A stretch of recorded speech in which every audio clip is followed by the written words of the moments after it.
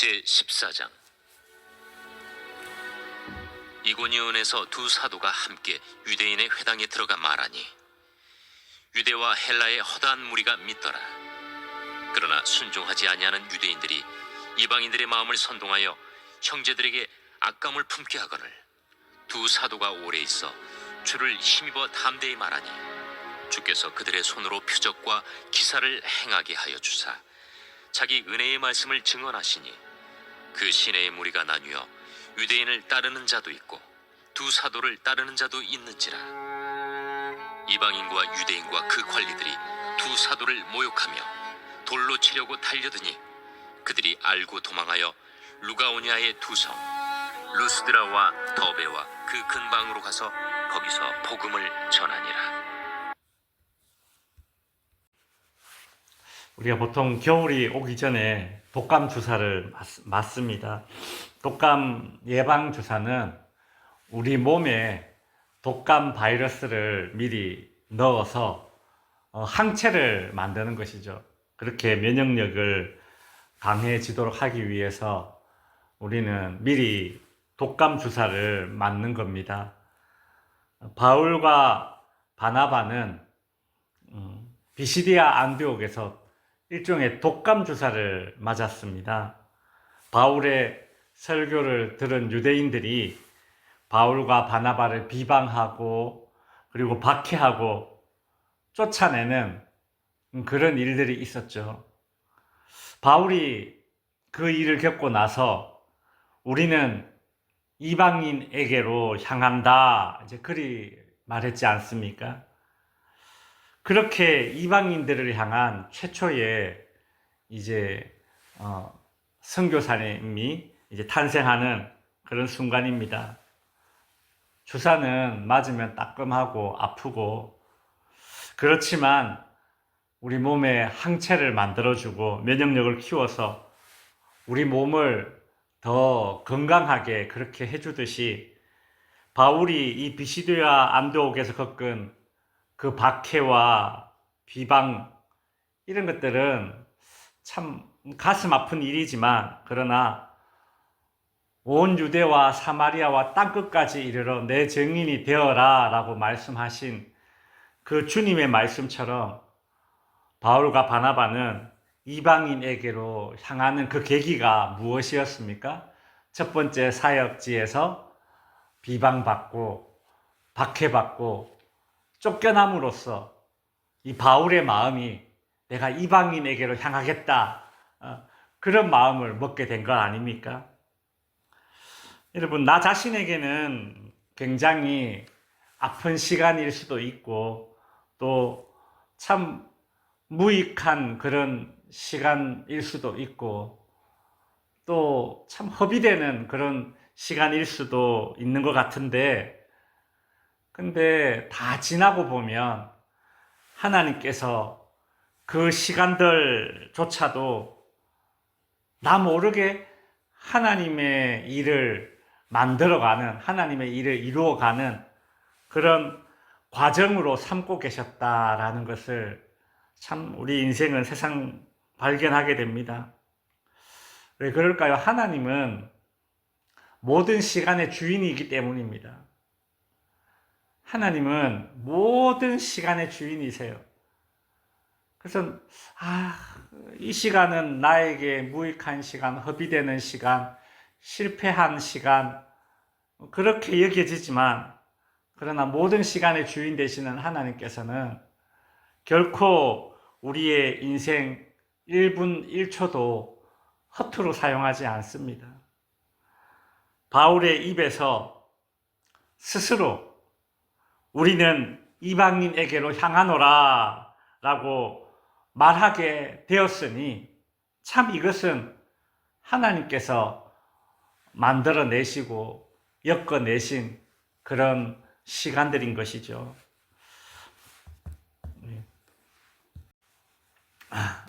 이제 오늘 본문의 내용을 한번 살펴보도록 하겠습니다.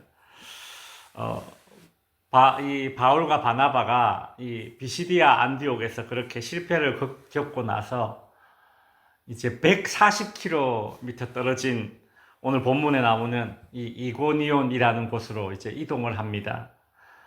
회당에 들어가서 이제 유대인뿐만 아니라 이방인의, 그 당시 이방인의 대표라고 할 수 있는 이 헬라인들에게도 복음을 전하는 그런 장면이 나옵니다.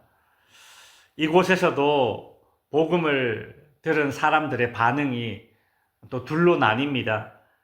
1절 후반부에 보시면 유대와 헬라의 허다한 무리가 믿더라. 그리고 동시에 이제 2절에 보면 그러나 순종하지 아니하는 유대인들이 이방인의 마음을 선동하여 형제들에게 악감을 품게 하거늘 이라고 되어 있죠. 이렇게 보면 복음에 대한 반응은 항상 이렇게 두 가지로 갈리지 않습니까? 우리가 마태, 마가, 누가, 요한복음 보면 하물며 참 예수님이 복음을 전해도 그 반응은 두 가지로 갈려졌지 않습니까? 그죠? 근데 뭐 우리가 뭐라고 우리가 복음을 전해서 그렇게 항상 긍정적인 반응만 오리라고 그렇게 기대할 수 없는 것이죠. 복음에 대한 반응이 항상 긍정적일 것이다. 그렇게 생각하고 복음을 전하면 그러하지 못한 상황에 마주치면 참 낙심하게 될 것입니다. 예수님도 그렇고 심지어 바울도 그렇고 복음을 들은 자들은 항상 이 반응이 이렇게 둘로 나뉜다는 것입니다. 근데 바울과 바나바가 이전에 비시디아 안디옥에서 예방주사를 맞았지 않습니까? 복음을 배척하는 사람들을 오늘 또 만나게 되지만 그러나 이전보다는 좀 더 강하게 그렇게 복음을 전할 수 있습니다. 3절에 보면 두 사도가 오래 있어 주를 힘입어 담대히 말한다. 바로바로 떠나지 않았어요. 이제 맷집이 생긴 거죠. 그죠? 항체가 형성된 것입니다. 복음에 대한 그런 부정적인 반응을 하는 사람들에게 이제 항체가 생긴 거예요. 오래 머물러 있으면서 동시에 주를 힘입어 담대히 말하니 주께서 그들의 손으로 표적과 기사를 행하게 하여 주었다라고 합니다. 하나님이 이 바울과 바나바에게 능력을 부어 주셨습니다. 하나님의 능력이 주어졌는데요. 그래서 표적을 행하고 기사를 행했습니다. 하나님의 능력이 가만히 보면 참 항상 힘든 상황에서 주어지는 것 같아요. 항상 힘든 상황에서. 대한민국을 정말 한국교회 기독교를 이끌었던 정말 그런 목사님들, 지금 돌아가신 하용조 목사님, 조용기 목사님, 옥하는 목사님, 이런 분들 이렇게 보면 전부 다 폐병 걸려서 죽을 상황에서 하나님이 건져주시고, 참 힘든 상황에서 항상 하나님의 능력이 부어지는 것 같아요. 그래서 죽으라고 힘든 것이 아니라 하나님이 능력 부어주시려고 그렇게 힘들게 만드시는 것 같아요. 그래서 바울과 바나바가 힘든 상황이 되었을 때 하나님께서 능력을 주셨습니다. 그래서 표적과 기사를 이렇게 일으킬 수 있도록. 그래 보면 와 좋겠다 싶잖아요. 병도 고치고 능력이 나타나니까 와 좋겠다 싶은데 하나님께서 바울과 바나바에게 능력을 주신 그 이유가 오늘 3절 후반부에 참 이렇게 명확하게 나오고 있습니다. 바울과 바나바로 하여금 은혜의 말씀을 증언하도록 하기 위해서예요. 은혜의 말씀을 증언하도록 하기 위해서. 바울과 바나바가 전했던 이 복음, 이고니온이라는 도시의 사람들을 두 부류로 나누게 했습니다. 말씀이 들어가면 사람들이 어떤 사람인지 구분이 되어집니다. 4절에 보면 그 시내의 무리가 나뉘어 유대인을 따르는 자도 있고 두 사도를 따르는 자도 있는지라. 그렇죠. 복음, 진리, 하나님의 말씀은 빛입니다. 여러분, 빛이 비춰지면 어두울 때는 이게 금덩어리인지 돌덩어리인지 뭐 어떻게 알겠습니까? 근데 진리가 들어가면, 복음이 전해지면, 빛이 비춰지면 빛 아래에서는 모든 것의 정체가 분명히 드러나게 되어 있습니다. 그래서 오늘 본문에 나오듯이 사람들이 이렇게 나뉘어질 수밖에 없는 것입니다. 우리 포괄적 차별금지법이라는 이 악법을 우리가 앞에 놓고 한국 교회와 그리고 목사들이 마치 양과 염소로 나뉘듯이 이렇게 나뉘어지는 것이죠. 복음이 들어가면 그렇습니다. 진리 앞에, 빛 앞에 판별되는 순간 그렇게 달라지는 것이죠.